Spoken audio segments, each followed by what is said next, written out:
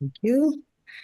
Good morning, council members, state officials and representatives and members of the public. I'd like to call the November 12th meeting of the Social Equity Council to order. It is now 10:01 a.m. At this time, I'll call the roll. Councilmember Abercrombie is not with us this morning. Councilmember Beeman, Present. Councilmember Betts, Present. Councilmember Borges. Present. I am here. Councilmember Gaddis, Here. Councilmember Hawkins, Councilmember Jefferson, Present. Councilmember Karpowitz, Councilmember Medina, Present. Councilmember Name, Present. Councilmember Shirley will not be joining us. Councilmember Skyers Thomas, Present. Councilmember Valeries, Present. and Councilmember Walton. Present. Great, we have a quorum. Some may have noticed that there was a new name on our roster, as this body was advised last week. I am thrilled to welcome Councilmember Tina Beeman to the Social Equity Council, who was appointed by Governor Lamont on November 5th. She's an attorney and she has more than 20 years of experience in healthcare and pharmaceutical industries, and she served on the Food and Drug Law Institute Cannabis-Derived Products Committee. She also has helped several organizations define and implement their corporate social responsibility platforms. Councilmember Beeman, I welcome you to say a few words if you'd like. Thank you so much. I am thrilled to be appointed to serve on this council and to help empower communities that have been disproportionately impacted by the war on drugs. I am thrilled to join you in this work. As our chair mentioned, I've been in the pharmaceutical and FDA law space for a number of years, and I hope that I can add my background, experience, and expertise to some of the big questions we will be wrestling with as a council. So again, thank you for the warm welcome. Thank you so much. We are very happy to have you. With that, the first item on our agenda is the approval of the October 1st, 2024 meeting minutes. May I have a motion? So moved. Second. Great, thank you. Any discussion? All in favor? Aye. Any opposed? Any abstentions? Councilmember Beeman abstains. Thank you. Our next item is to go into executive session to discuss pending litigation. May I have a motion for that? So move. Second. All in favor? Aye. Aye. Great, you should have received a separate invite for the executive session. Please leave this Zoom meeting and follow the Teams link. To members of the public, we appreciate your patience and will return shortly.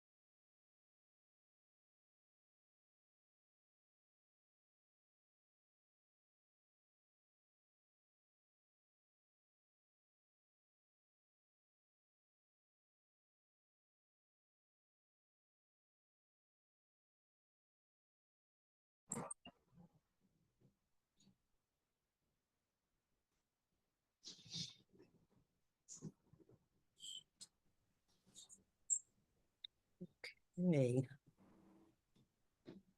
Who am I missing? Councilmember Walton. Okay.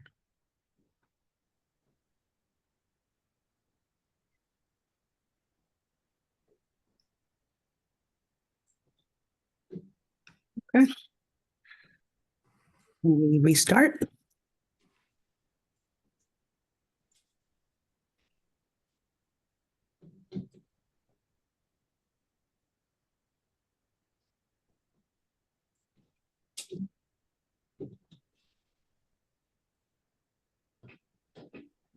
We recording? Yep, we've been recording. Awesome, great, okay. Thank you all for your patience. At this time, I'll recall the roll. Councilmember Betts, Present. Councilmember Borges. Present. I am here. Councilmember Gaddis, Here. Councilmember Hawkins, Present. Councilmember Jefferson, Present. Councilmember Karpowitz,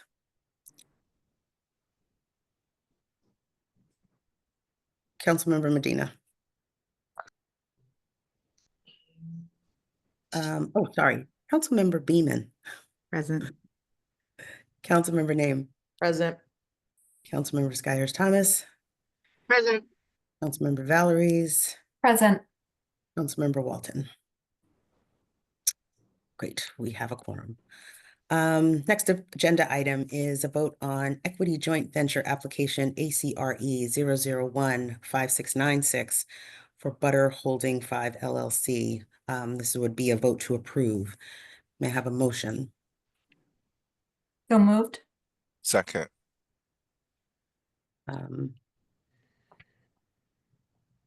Any discussion? Hearing none, all in favor? Aye. Aye. Any opposed? Any abstentions? Councilmember Beaman, I presume you will abstain. Also on the agenda for approval is equity joint venture application ACTP 0000497 for Leaf Line Logistics LLC. May I have a motion? So move. Second? Second. All in favor? Oh, I'm sorry, any discussion? All in favor? Aye. Any opposed? Any abstentions? Thank you. The next on the agenda is the Executive Director's Report, so I will turn it over to E.D. McGee. Thank you, Chair Comer. And again, welcome to Councilor Beaman, and welcome back to each and every one of you. We also have, in addition to our team, and I'd like to introduce Cesar Valentin, who hails all the way from DAS. And he is no stranger to state government, no stranger to research. He is our new research analyst, our inaugural research analyst, and we're super excited to have him on board with us as we continue to reimagine our work and realign our efforts. At this time, Cesar, I'd love to turn it over to you if you have any words you'd like to share. I just want to say thank you for the opportunity to be able to join the team and help make a difference in Connecticut. For those of you who do know me and don't, hi, my name is Cesar Valentin. I've always been a Connecticut native, went to UConn for undergrad, went to the master's in public administration at the Department of Public Policy, and got my master's at El Instituto as well. So I know a few people are kind of UConn alums as well, so we kind of have that Husky pride together. Really excited to be able to dive into this research. I actually wrote my thesis on the cannabis bill, so this is also an area that's not new to me, and I'm ready to get into the work and glad that I can contribute to making Connecticut the best. Awesome. I will say, though, I am an alum of Alabama State University, which is a historically Black college. And while you Huskies on here, Husky on, I just wanted to put that out there. Anywho, glad that everybody's back. My updates will be extremely brief, and I do want to lend a bunch of my time through you, Madam Chair, for any questions that members might have. So I'm just going to share my screen. If I can find, let's see, here we go. Can you all see that? Yes. Okay, perfect. So as you all know, the Social Equity Council, we have been in the thick of our strategic planning, among many other things internally. But I did, in full transparency, wanted to share with each of you and those of you who are watching via CTN where we are. Just an executive summary of our first 3 weeks of working alongside our consultant Slalom. It's like a lot of words. And I'll just go through the bullets quickly. We've completed week 3 of this 6-week project. Our team, we've completed alongside Slalom 7 stakeholder interviews in 2 focus groups. And again, this is an opportunity for us to connect directly with the various stakeholders that help to inform our work. We also participated in a workshop where we revised the Social Equity Council mission and vision. And I'll just say we've not changed how we are doing business. We just clarified. And if many of you have read our previous version of it, you know that it was literally a copy and paste of our statute. And so we really wanted to provide some more clarity. So I'll just read it really quickly. Our revised mission is to promote equitable economic prosperity by supporting social equity entrepreneurs and reinvesting in the communities most impacted by the war on drugs. And our vision is it's straightforward. The communities most impacted by the war on drugs, we want to see them prosperous and we want them to thrive. So hopefully you all will adopt our new language, move forward and help us to spread the good news that's happening here at the Social Equity Council. As we continue to move forward, we want to build out on many of our focus statements. And just to bring you all up to speed, a lot of our focus statements, I know I'm using a lot of consultancy lingo, but it's really to focus on some really key bucketed areas. We want to focus on metrics, which would allow us to ensure all of our initiatives and programs have specific trackable metrics across our entire organization. We want to define the experience that many of our stakeholders have when they interface with the Social Equity Council. So that is from the front door all the way to the end. What is happening with our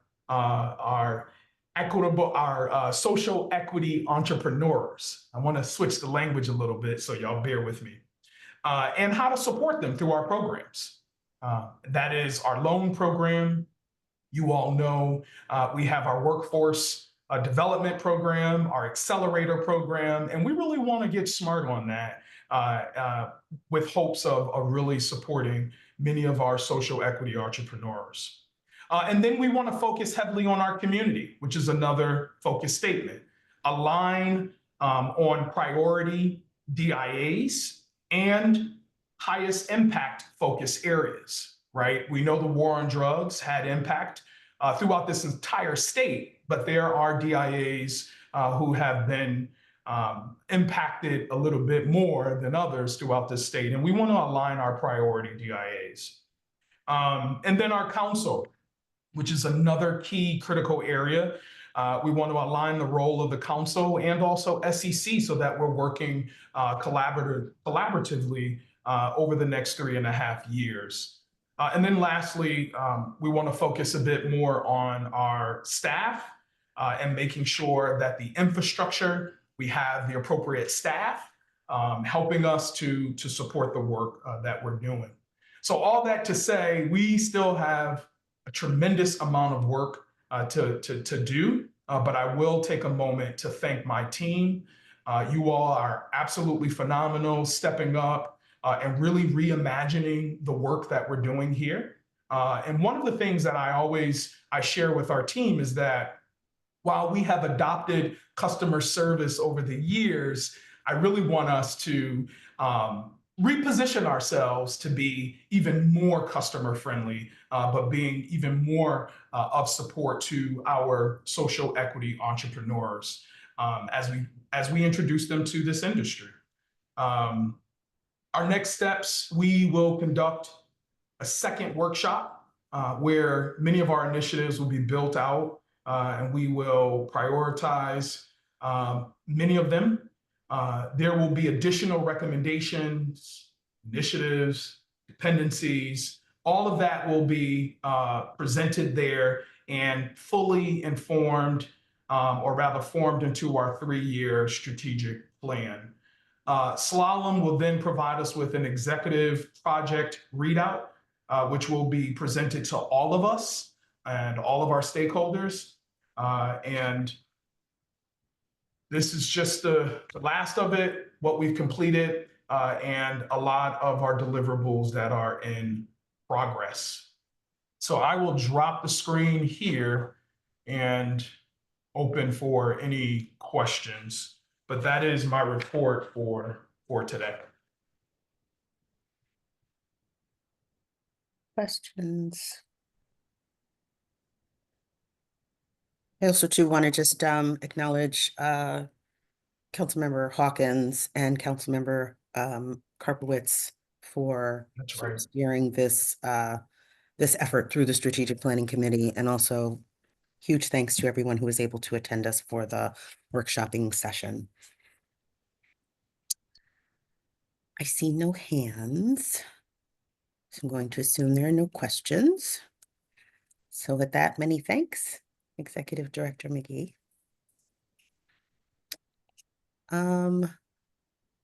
Any updates from our committee chairs as part of the good of the order? Seeing none, I turn it over to Councilmember Gaddis.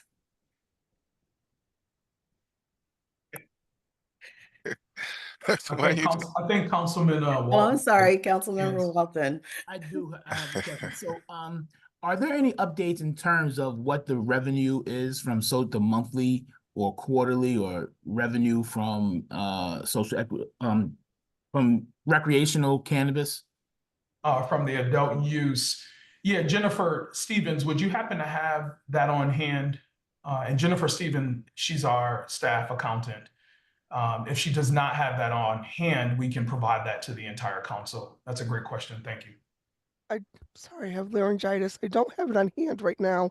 I'm still looking to get a report from DRS and the treasurer for the revenues we received with the sales in fiscal year 2024, but it will be the 60% of the 10 to 15% cannabis tax. So I will get that out to you as soon as I know that information. Okay. Thank you.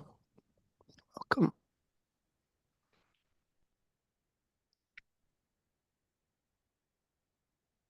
I have the number if you want it.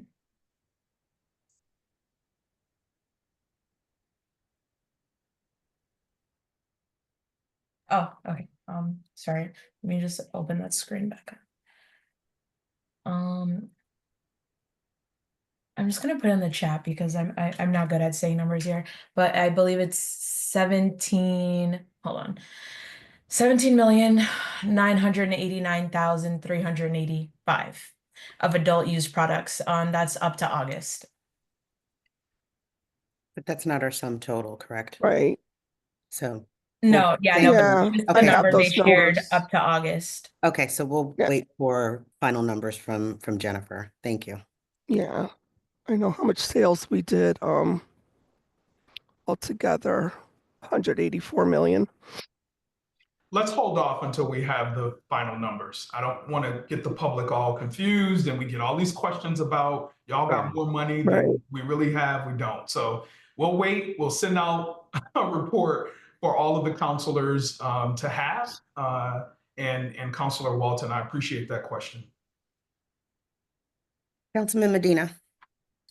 I think it's a good, excellent question by Councilor Walton, and would suggest if we could some kind of also because just the public is listening, some structure in the future, whether it's a quarterly update or a biannual update on revenue numbers, or if it because of the challenges of how the revenue is reported from DRS, if it's just an annual update.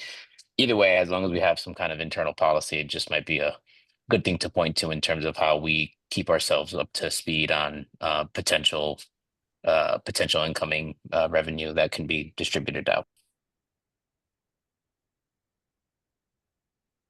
Director McGee. Thank you, Madam Chair. And I think that's a great recommendation, Councilor Medina. And what I'll do in partnership with Councilor Gaddis, when we discuss finances, perhaps we can include a section that highlights all of our revenue, expenses, et cetera. And then we can provide you all with a monthly report, even if it's the same, so that everybody's on the same page. Great, thank you. Any other questions, comments? All right. I will say I like this, getting people more engaged.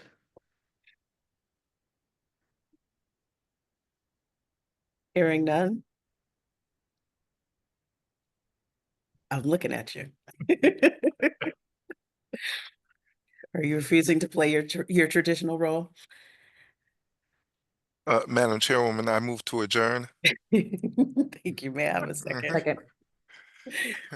Great. Oh. All in favor? Aye. Aye.